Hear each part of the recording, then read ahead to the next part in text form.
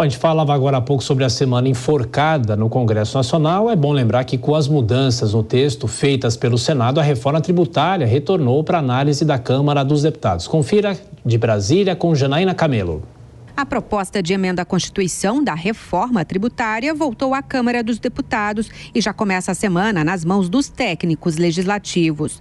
Junto à equipe do relator da matéria, o deputado Aguinaldo Ribeiro, do PP, serão analisadas as mudanças ao texto, após as mais de 300 emendas aceitas pelo Senado.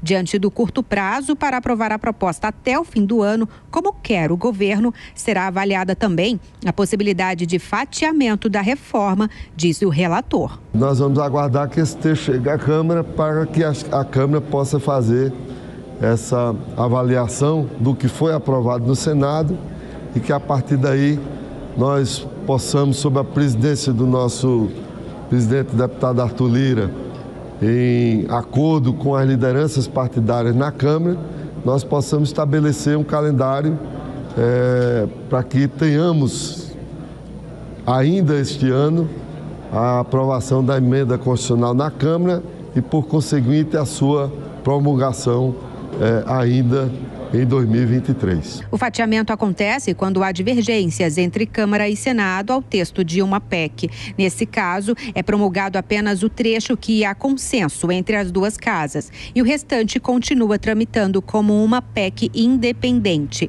A alternativa foi sugerida pelo presidente da Câmara, Arthur Lira, mas o presidente do Senado, Rodrigo Pacheco, considera que a PEC tem, nas palavras dele, uma engrenagem delicada e, por isso, defende cautela sobre dividir o texto. As divergências são especialmente em relação à quantidade das chamadas exceções na reforma. Setores da economia que serão beneficiados com tributação diferenciada e pagarão menos imposto.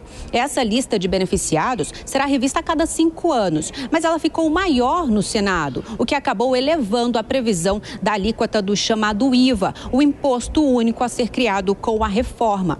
Há também críticas de governadores do Sul e do Sudeste, alegando que os estados do Norte, Nordeste e Centro-Oeste foram privilegiados com as alterações feitas no Senado.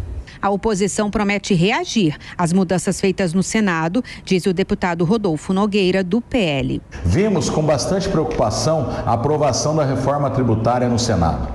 Quando o texto foi apresentado na Câmara, a promessa era que a alíquota do imposto de valor agregado, o IVA, não passaria de 25%. Agora, pelos cálculos do governo, a alíquota deve passar os 27,5%, ou seja, o maior IVA do mundo. Já a base governista argumenta que a reforma propõe um sistema melhor que o atual. O deputado Reginaldo Lopes, do PT, diz que a estratégia para aprovar a PEC esse ano pode ser remover trechos específicos do texto. Eu acredito que não há necessidade de fazer ping-pong e até mesmo fatiar. É importante usar o instrumento da emenda supressiva. Aquilo que não tiver força e consenso na Câmara dos Deputados será retirada do texto. A reforma tributária reúne em 2 novos impostos, o CBS e o IBS, que formarão o IVA, os atuais 5 tributos sobre o consumo, IPI, PIS e COFINS, o ICMS e o ISS. Estabelece ainda uma trava para impedir o aumento de imposto, que não poderá ser maior que a média da receita entre 2012 e 2021. O advogado Eduardo Natal, conselheiro da Associação Brasileira da Advocacia Tributária, diz que a simplificação será efetiva para diminuir a complexidade da incidência tributária e facilitar os controles fiscais. Ele também defende a diferença de alíquotas para setores como de bens e serviços, mas alerta sobre a distinção tributária entre regiões do país. Acredito que a reforma poderia ter avaliado as vocações regionais para que se pudesse dar conceder eventuais diferenças de alíquotas ou menor tributação, né? O Brasil é muito grande e existem vocações regionais a serem desenvolvidas, até para que isso possa ser objeto de